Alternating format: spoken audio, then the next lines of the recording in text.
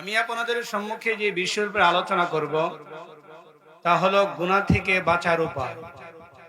কি কি আমল করলে, কি কাজ করলে আমরা গুনাহ থেকে বাঁচতে পারবো, এই বিষয়ের উপরে আলোচনা করব। আমাদের এখানে এমন কেউ কি আছে যে জীবনে একটা গুনাহ করে নাই? কেউ আছে? আমরা সকলেই, কম হোক বেশি হোক, গুনাহ সবারই আছে। যদি আমরা এই গুনাহের পথে চলতে থাকি তাহলে এই গুনাহ, পাপ, পাপাচার আমাদেরকে জাহান্নামের দিকে নিয়ে যাবে। আর যদি আমরা এখান থেকে হেফাজতে থাকতে পারি তাহলে আমরা জান্নাতের পথে পরিচালিত হতে পারবো। সুবহানাল্লাহ। এই পৃথিবীতে আমাদেরকে যিনি প্রেরণ করেছেন, গলার আওয়াজ উঁচু করে বলেন, তিনি কে? আল্লাহ। আল্লাহ তাআলা কি আমাদেরকে এমনি এমনি পাঠিয়েছেন? রব্বুল আলামিন আমাকে, আপনাকে, আমাদেরকে কি জন্য দুনিয়াতে পাঠালেন? কি উদ্দেশ্যে আমাদেরকে সৃষ্টি করা হলো? কুরআনুল কারীমের 51 নম্বর সূরা, সূরাতুজ যারিয়ার 56 নম্বর আয়াত কারিমার মধ্যে রব্বুল আলামিন সে কথাটা জানিয়ে দিলেন। আল্লাহ রাব্বুল আলামিন বলেন, ওয়া মা খালাকাতুল জিন্না ওয়াল ইনসা ইল্লা লিয়াবুদুন। আল্লাহ তাআলা বলেন, আমি জিন ও মানব জাতিকে কেবলমাত্র আমার গোলামি, আমার ইবাদতের জন্য সৃষ্টি করেছি। আমাদেরকে যার গোলামির জন্য সৃষ্টি করা হয়েছে, গলার আওয়াজ উঁচু করে বলেন, তিনি কে? তবে আল্লাহর গোলামির পথে বাধা দেওয়ার জন্য একজন সব সময় সর্বাত্মক প্রচেষ্টা চালিয়ে যায়। তার নাম কি? মাশাআল্লাহ, তার নাম কি? এই শয়তান আমাদেরকে গুনাহের কাজে পরিচালনা করার জন্য সর্বাত্মক প্রচেষ্টা চালিয়ে যায়। এই শয়তান যখন জান্নাত থেকে বিতাড়িত হলো, কি জন্য জান্নাত থেকে বিতাড়িত হলো তাও তো আমাদের সকলেরই জানা। রব্বুল আলামিন সাইয়্যিদানা আদম আলাইহিস সালামকে বানানোর পর ফেরেশতাদের সামনে নিয়ে বললেন, ইয়া আদম, এই জিনিসগুলোর নাম বলো। প্রথমে আল্লাহ তাআলা ফেরেশতাদেরকে জিজ্ঞাসা করলেন, জবাবে ফেরেশতারা বললেন, সুবহানাকা লা ইলমা লানা ইল্লা মা আল্লামতানা।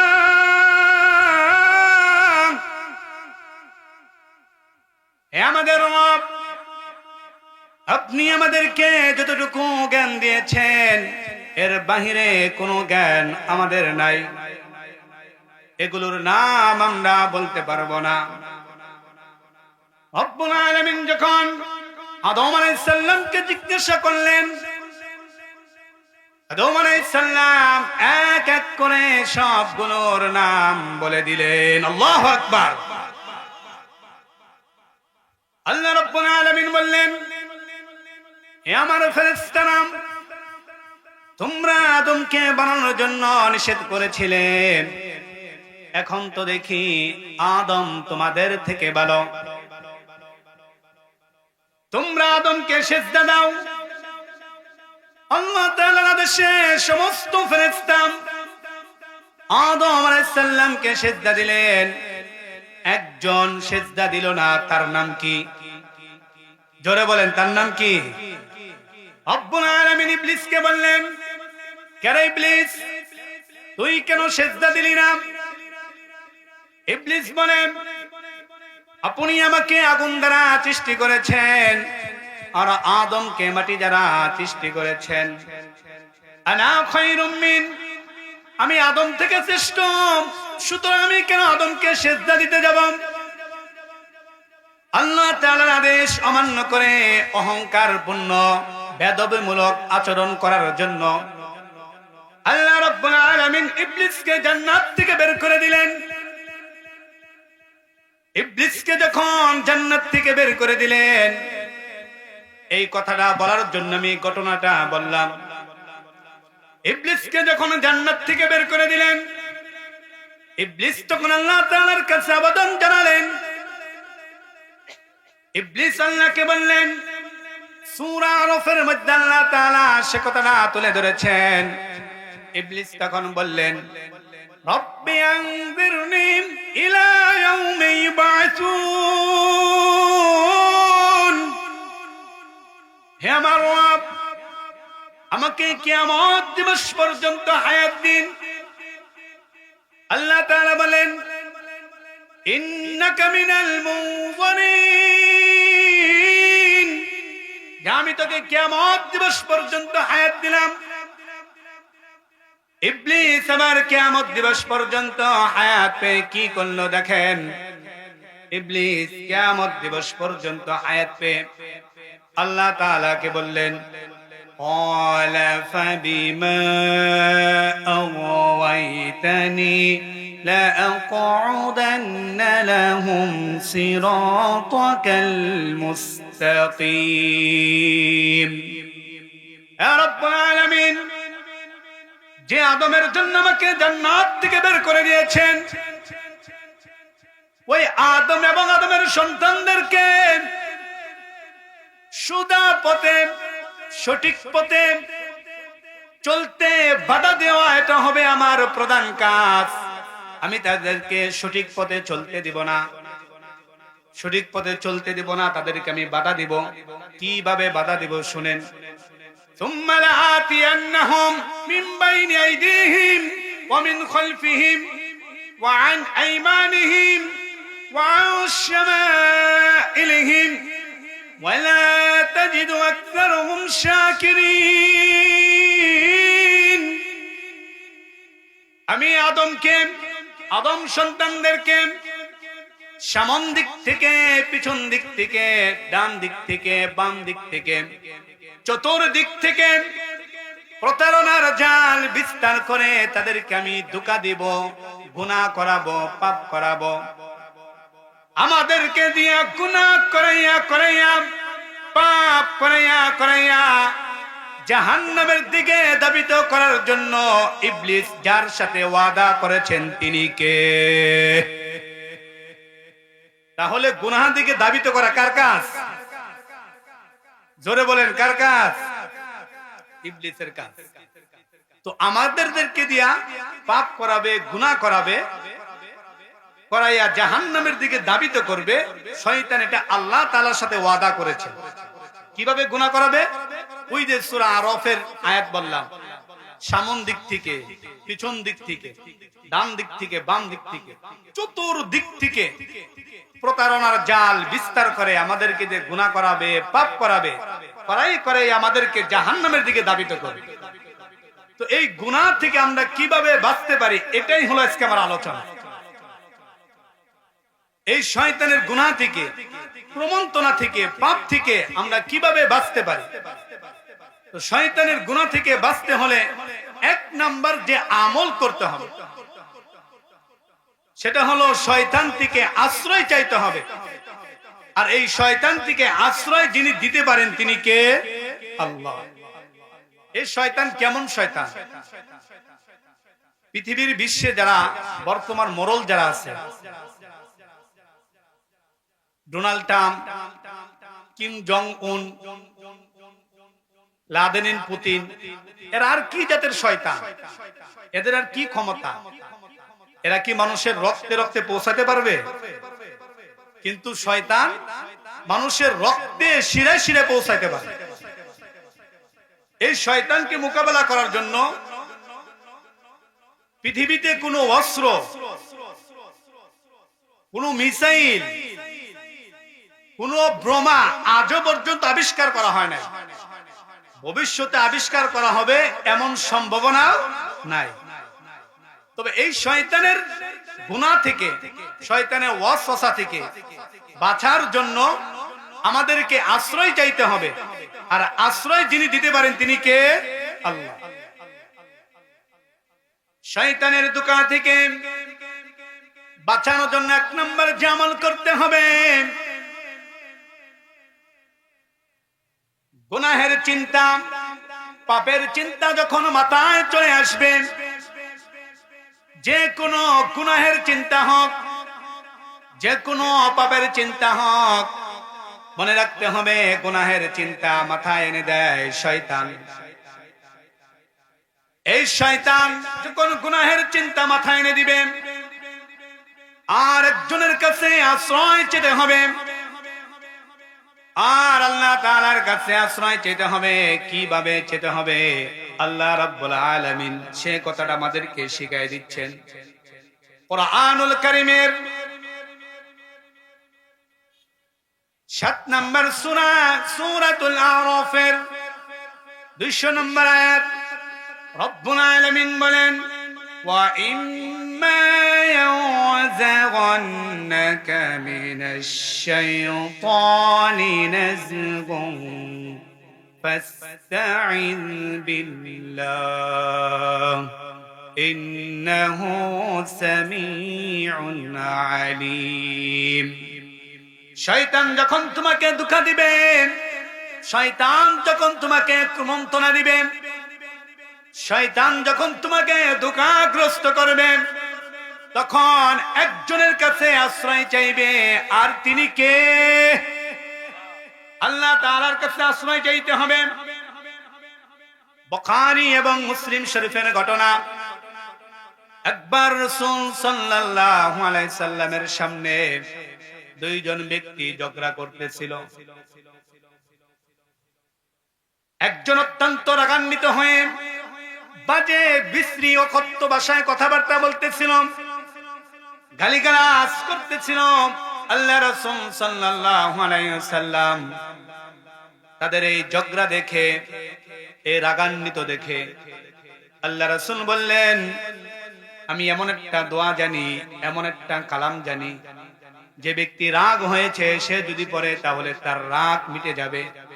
আর এই দোয়াটা তো আমরা সকলেই জানি, সকলেই আমার সাথে পড়েন, আউযু বিল্লাহি মিনাশ শাইতানির রাজীম। বিতাড়িত শয়তান, মদরুদ শয়তান থেকে একমাত্র আল্লাহ তাআলার কাছে আশ্রয় চাইতেছে। আল্লাহু আকবার। তাহলে আশ্রয় চাইতে হবে কার কাছে? আল্লাহর কাছে। এখন আপনি বলবেন, হুজুর এটা আমিও জানি। হ্যাঁ, জানা এক বিষয়, মানা এক বিষয়। ঘুষের চিন্তা মাথায় চলে আসছে, তখন কি আউযুবিল্লাহ পড়েছেন? আউযুবিল্লাহ পড়ে দেখেন, সাথে সাথে মাথায় থেকে বাজে চিন্তা দূর হয়ে যাবে। আল্লাহু আকবার। হাতে মোবাইল নিয়েছেন, বাজে বাজে ভিডিও চলে আসছে, ফোন হাতে নিলেই মেয়েদেরকে চ্যাট করতে মন চায়, রাস্তাতে গেলে সুন্দরী মেয়ে দেখতে মন চায়, তখন কি আউযুবিল্লাহ পড়েছেন? আউযুবিল্লাহ পড়ে দেখেন, মাথায় থেকে সাথে সাথে শয়তানি সমস্ত চিন্তা ভাবনা রিমুভ হয়ে যাবে। আল্লাহু আকবার। তাহলে 1 নম্বর আমল কি? শয়তানের চিন্তা যখন মাথায় আসবে কি পড়তে হবে? আউযু বিল্লাহি মিনাশ শাইতানির রাজীম পড়বেন, সাথে সাথে শয়তানের চিন্তা দূর হয়ে যাবে। 2 নম্বর আমল, যদি গুনাহ থেকে বাঁচতে চান, শয়তানের ধোঁকা থেকে বাঁচতে চান, 2 নম্বর আমল হলো একজনের ভয় সব সময় দিলের ভিতরে লালন করতে হবে। আর তিনি কে? আল্লাহ। জোরে বলেন, তিনি কে? আল্লাহ।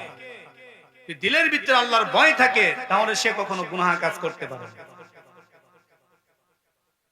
কসম করে বলি, যে দিলের ভিতরে আল্লাহর ভয় রয়েছে, সে দিল কখনো গুনাহের কাজ করতে পারে না।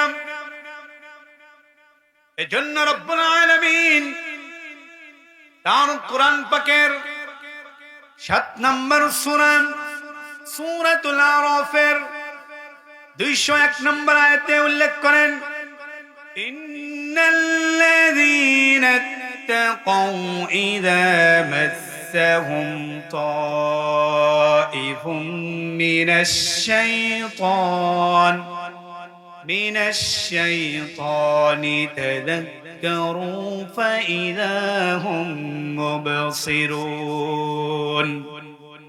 নিশ্চয়ই যাদের দিলের ভিতরে আল্লাহর ভয় রয়েছে, শয়তান যখন তাদেরকে কুমন্ত্রণা দেয়, সাথে সাথে তাদের দিল যার ভয়ে কেঁপে উঠে, তিনি কে? আল্লাহর ভয়ে তাদের দিলটা কেঁপে উঠে। সুন্দর একটি ঘটনাটা সুনানে বাইহাকির ভিতরে উল্লেখ করা হয়েছে। আব্দুল্লাহ ইবনে ওমর রাদিয়াল্লাহু তাআলা আনহু তার সঙ্গীদেরকে নিয়ে একবার সফরে বের হলেন। দুপুরের খাবারের সময় যখন হলো, আব্দুল্লাহ ইবনে ওমর রাদিয়াল্লাহু তাআলা আনহু তার সঙ্গীদেরকে বললেন, খাবার গ্রহণের জন্য দস্তরখানা বিছাও। তার সঙ্গীরা খাবার গ্রহণের জন্য দস্তরখানা বিছালো। বসে যখন তারা খানা খাবে, এমন সময় আব্দুল্লাহ ইবনে ওমর রাদিয়াল্লাহু তাআলা আনহু দেখেন তাদের সামন দিক দিয়ে একজন রাখাল হেঁটে যাচ্ছে। আব্দুল্লাহ ইবনে ওমর রাদিয়াল্লাহু তাআলা আনহু বললেন, ভাই রাখাল, আসো আমাদের সাথে বসে তুমি খাবার খাও। রাখাল বললেন, মুসাফির ভাই, তুমি আমাদেরকে চিনো না, আমি তোমাকে চিনি না, তারপরেও তুমি আমাকে খাবারের জন্য আহ্বান করেছো। আমি তোমাদের প্রতি কৃতজ্ঞতা জানাই, মুবারকবাদ জানাই, কিন্তু আমি তোমাদের সাথে বসে খানা খেতে পারবো না। আব্দুল্লাহ ইবনে ওমর রাদিয়াল্লাহু তাআলা আনহু বললেন, কি জন্য তুমি আমাদের সাথে খেতে পারবে না? রাখাল বললেন, আমি রোজা রেখেছি, আমি রোজাদার, এজন্য আমি তোমাদের সাথে খেতে পারবো না। আব্দুল্লাহ ইবনে ওমর রাদিয়াল্লাহু তাআলা আনহু বলেন, এখন তো রমজান মাস নয়, নিশ্চয়ই তুমি নফল রোজা রেখেছো।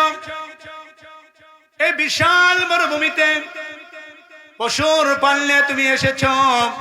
মরুভূমির রুক্ষ আবহাওয়া, প্রচন্ড তাপ, হয়তো তোমার কষ্ট হচ্ছে, আসো আমাদের সাথে বসো, ভালো ভালো আইটেমের খাবার আছে। তুমি তো রাখাল মানুষ, সব সময় ভালো ভালো আইটেমের খাবার পাও না, আসো আমাদের সাথে বসো, ভালো ভালো আইটেমের খাবার আছে। নফল রোজা ভাঙলে কোনো সমস্যা হয় না।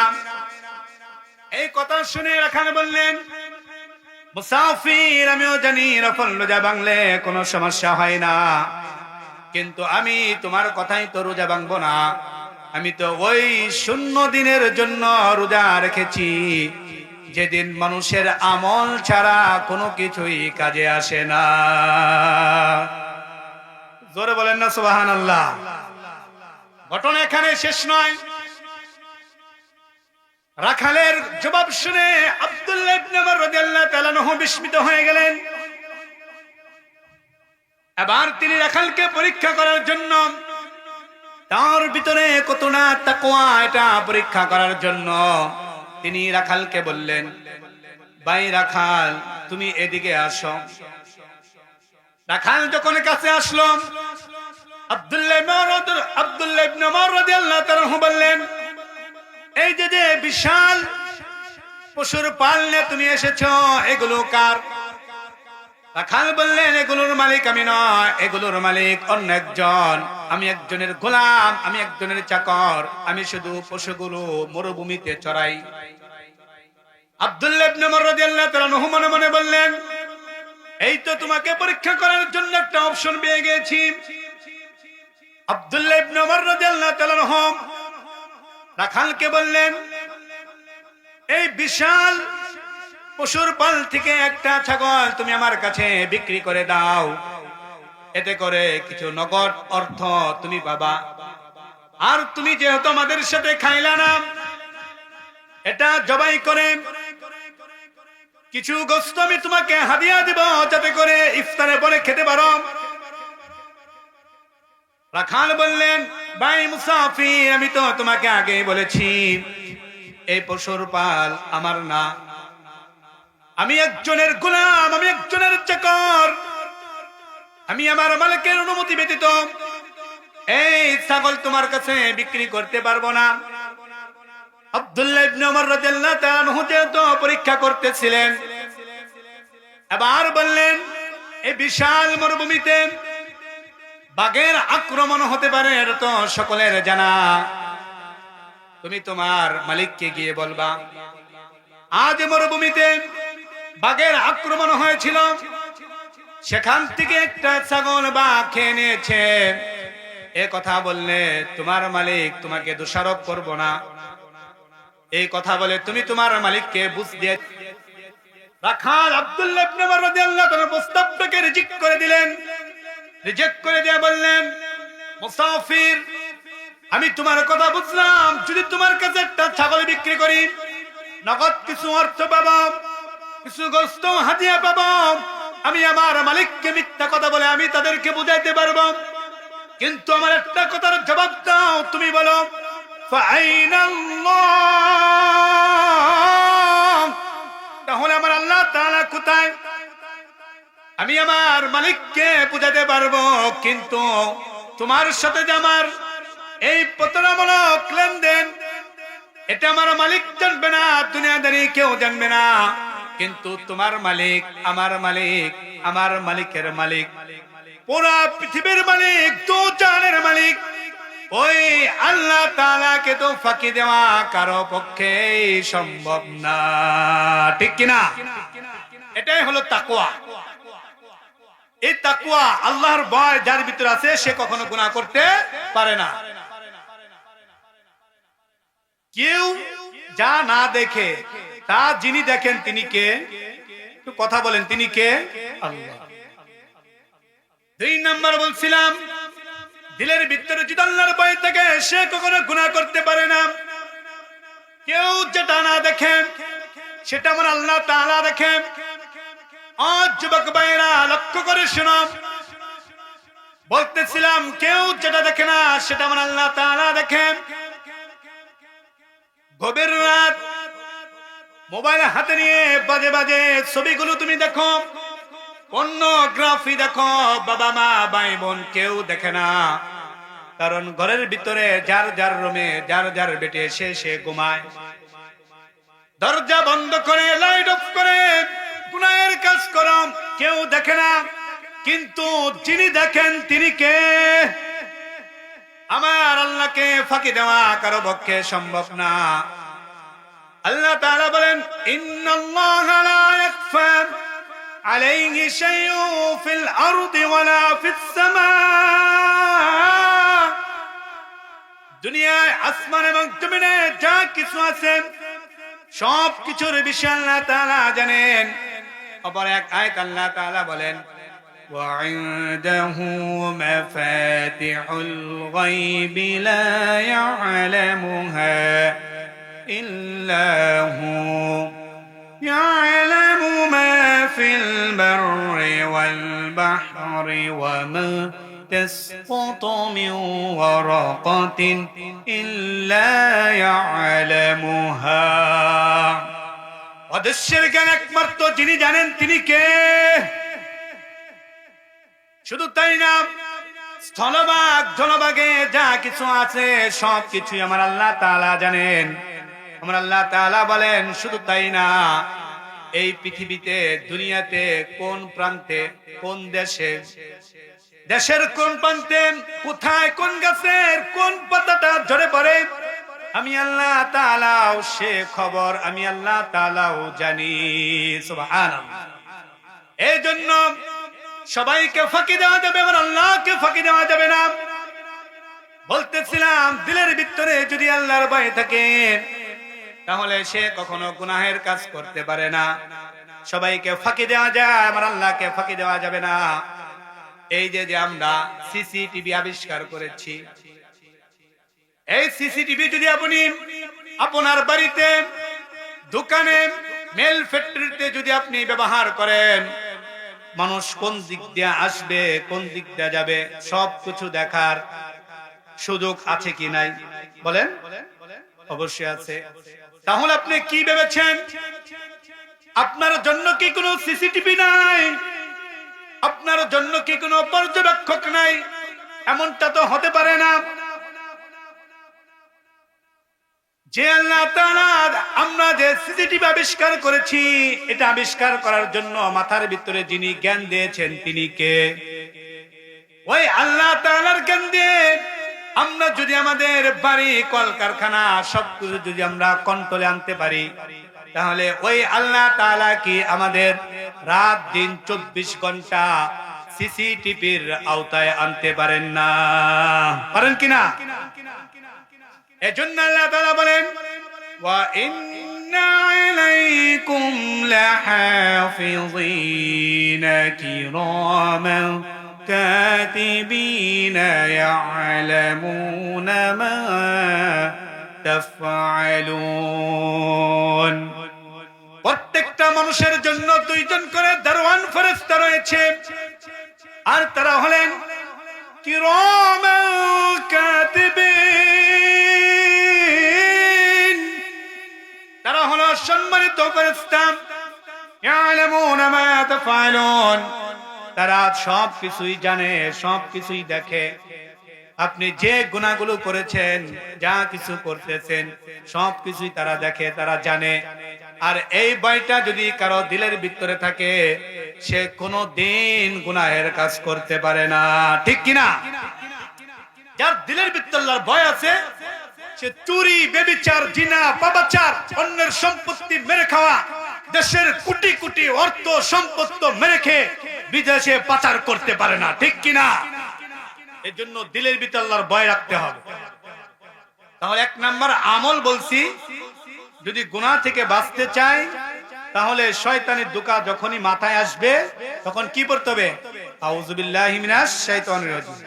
আর দুই নাম্বার, যদি আল্লাহর ভয় দিলের ভিতরে থাকে, তাহলে তার দ্বারা কি সম্ভব না? গুনাহের কাজ সম্ভব না। নাম্বার 3, সব সময় মৃত্যুকে স্মরণ করতে হবে। যদি মৃত্যুর কথা স্মরণ থাকে, ওই ব্যক্তি কখনো গুনাহের কাজ করতে পারে না। যে দিলের ভিতরে মৃত্যুর ভয় থাকবে, সে কখনো গুনাহ কাজ করতে পারে না। রব্বুল আলামিন বলেন, কুল্লু নাফসিন যায়িকাতুল মাউত। প্রত্যেকটা প্রাণীকে, প্রত্যেকটা মনুষ্যত্বকে মৃত্যুবরণ করতে হবে। মৃত্যুর হাত থেকে কেউ রেহাই পাবে না। আল্লাহ তাআলা বলেন, আইনামা তাকুনু ইউদরিকুমুল মাউতু ওয়ালাউ কুনতুম ফি বুরুজিম মুশাইয়াদা। তোমরা মৃত্যুর হাত থেকে যেখানেই পলায়ন করো না কেন, মৃত্যু অবশ্যই তোমাদেরকে পাকড়াও করবে। যদি তোমরা সুদূর দুর্গের ভিতরে অবস্থান করো, তারপরেও মৃত্যু তোমাদেরকে পাকড়াও করবে। আর এই মৃত্যুর ভয় যদি আমাদের দিলের ভিতরে থাকে, তাহলে তার দ্বারা গুনাহের কাজ সম্ভব না। কিভাবে সম্ভব না? দেখেন, একজন আপনাকে সুদের টাকা দিয়েছে, ঘুষের টাকা দিয়েছে। ঘুষের টাকাটা এইভাবে নিয়ে আপনি যখন বাস করে পকেটে রাখবেন, এই রাখার আগেই তো মৃত্যু হয়ে যেতে পারে। পারে কিনা?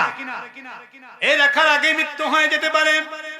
যুবক ভাইরা, রাতের বেলায় যখন ঘুমাইতে যায়, নিজের পছন্দের যে শিল্পী আছে তাদের গান শুনতে শুনতে তারা ঘুমিয়ে যায়। যদি দিলের ভিতরে মৃত্যুর ভয় থাকতো, তাহলে এই কাজটা করতে পারতো না। রাতের বেলায় বাজে ভিডিও গুলো দেখে দেখে তারা ঘুমিয়ে যায়, নাপাক শরীর নিয়ে ঘুমিয়ে যায়, নাটক সিনেমা দেখে দেখে তারা ঘুমিয়ে যায়। আল্লাহ রাসূল সাল্লাল্লাহু আলাইহি সাল্লাম বলছেন, যারা যেভাবে মৃত্যুবরণ করবে, কাল কিয়ামতের ময়দানে আল্লাহ রাব্বুল আলামিন তাদেরকে ওই অবস্থায় তুলবেন। এখন চিন্তা করেন, আপনি যদি বাজে বাজে ভিডিওগুলো দেখেন, নাপাক অবস্থায় ঘুমিয়ে থাকেন, তাহলে আপনার মৃত্যুটা ওই অবস্থায় হবে, আর আপনাকে কিয়ামতের ময়দানে ওইভাবেই তোলা হবে। মৃত্যুর যন্ত্রণা ভয়াবহ। আপনি বাজে ভিডিও দেখতে দেখতে যদি আপনি মারা যান, একবার লক্ষ্য করে শুনেন, আল্লাহ রাব্বুল আলামিন মালাকুল মাউতকে বলেন, যাও পবিত্র বান্দার আত্মাটা রূহটাকে কবজ করে নিয়ে আসো। আমি তাকে দুনিয়ার সমগ্র যাবতীয় সুখ শান্তি আমি তাকে দান করেছি, তারপরেও সে আমার বিরুদ্ধে চলেছে, গুনাহের কাজ করেছে, নাফরমানি করেছে। ফেরেশতারা মালাকুল মাউত তার কাছে যখন আসবেন, এসে বলবেন, ইয়া আইয়াতুহান নাফসুল খামিসা উখরুজি ইলা সাখাতিন মিনাল্লাহি ওয়া গাদাব। হে অপবিত্র বান্দা, অপবিত্র আত্মা, আল্লাহর অসন্তুষ্টির জন্য বের হয়। এই বলে যখন ওই মৃত ব্যক্তিকে বলা হবে, তখন তার শরীরটা চূর্ণ বিচূর্ণ হয়ে যাবে। অন্য এক হাদিসের মধ্যে বলা হয়েছে, তাদেরকে এতটা কষ্ট দিয়ে জানটাকে কবজ করা হবে। জীবন্ত মানুষের শরীর থেকে চামড়া খসালে যতটা কষ্ট হয়, এতটা কষ্ট দিয়ে তাদের জানটাকে কবজ করা হবে। অন্য রাতে বলা হয়, পাহাড় তাদের উপর রাখলে যতটা কষ্ট হয়, এতটা কষ্ট দিয়ে তাদের জানটাকে কবজ করা হবে। এইভাবে যখন তাদের মৃত্যুর সময় চলে আসবে, তাদের জানটাকে যখন বের করবে, হাত পায়ের গুছা তারা ছেড়ে দিবে। ইন্নাল হামদালিল্লাহিল্লাযী বিনি'মাতিহি তাতিম্মুস সালিহাত الذي علم القرآن وأكرمنا بالإسلام وأنعم علينا بالإيمان نستغفره ونتوب إليه وأشهد أن لا إله إلا الله وحده لا شريك له وأشهد أن سيدنا وسندنا وحبيبنا وطبيبنا وطبيب أرواحنا محمدا عبد الله ورسوله أرسله بالحق بشيرا ونذيرا وداعيا إلى الله بإذنه وسراجا وقمرا منيرا أما بعد فقد قال الله تعالى في كلامه المجيد وفي فرقانه الحميد أعوذ بالله من الشيطان الرجيم بسم الله الرحمن الرحيم إن الله وملائكته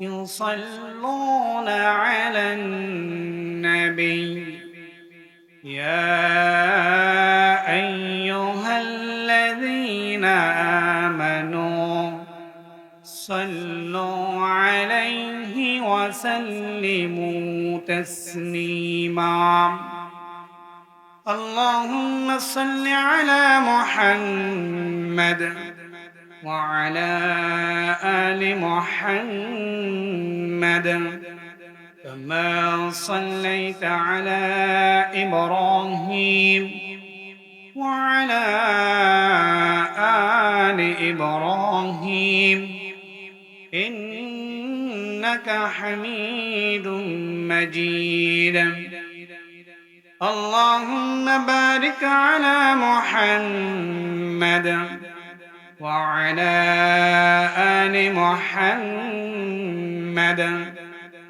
كما باركت على إبراهيم وعلى آل إبراهيم إنك حميد مجيد ربي زدني علما ربي زدني علما رب اشرح لي صدري ويسر لي أمري واحلل عقدة من لساني يفقه قولي سبحانك لا علم لنا إلا ما علمتنا إنك أنت العليم الحكيم صدق الله العظيم তুমি আরশে থাকো প্রভু আমি জমিনে তব তোমারি প্রেম জামে হৃদয় গহীনে আমি তোমারি গোলাম গো অন্য কারণ আলিমুল গায়ব তুমি মালিক রব্বানা আল্লাহু আল্লাহু আল্লাহু আল্লাহ